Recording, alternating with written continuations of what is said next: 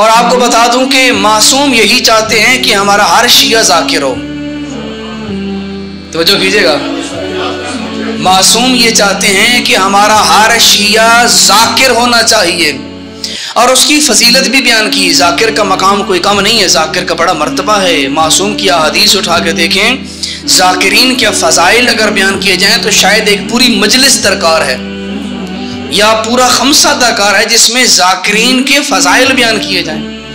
ان میں سے ایک فضیلت جو امام صادق علیہ السلام نے بیان کی ہے،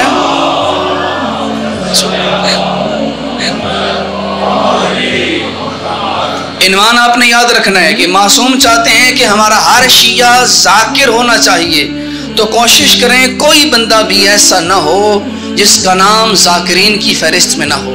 ہر بندہ اپنا نام ذاکرین کی فہرست میں لکھوائے، کیونکہ معصوم نے فرمایا ہے، امام صادق علیہ السلام نے فرمایا ہے کہ ذاکر کا مقام یہ ہے کہ ان السوائق لا تصیب الذاکرین، کہ ذاکر کا مقام یہ ہے کہ سب سے پہلی فضیلت ہے کہ آسمانی بجلی کبھی بھی کسی ذاکر پر نہیں گرتی.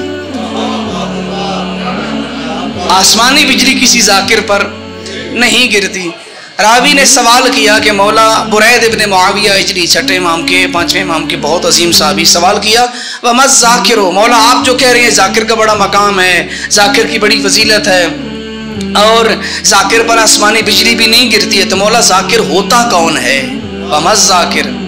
امام نے فرمایا اگر کوئی ذاکر بننا چاہتا ہے بڑا آسان فرمولہ ہے، من قرأ 100 آیت، جو ہر روز قرآن کی 100 آیتوں کی تلاوت کرتا ہو، معصوم کی نظر میں وہ ذاکر ہے.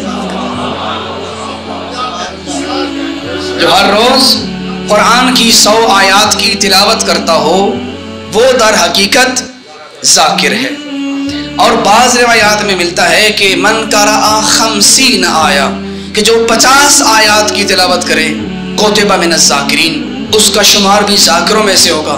اب فرق یہ ہے جو 50 آیتوں کی تلاوت کرتا ہو وہ چھوٹا ذاکر ہوگا، جو 100 کی تلاوت کرتا ہو وہ بڑا ذاکر ہوگا.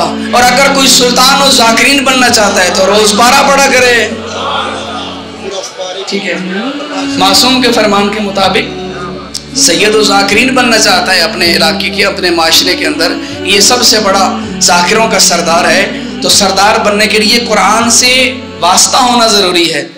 معصوم کی نگاہ میں معصوم کہتے ہیں ذاکر بنو، اور کم از کم اگر ذاکر نہیں بن سکتے تو اپنے آپ کو غافلوں کی فہرست سے نکالو، غافلوں کی فہرست سے نکالو. اور روایات میں ملتا ہے کہ کم از کم 20 آیات جو بندہ تلاوت کرتا ہے اس کا شمار غافلوں میں نہیں ہوتا.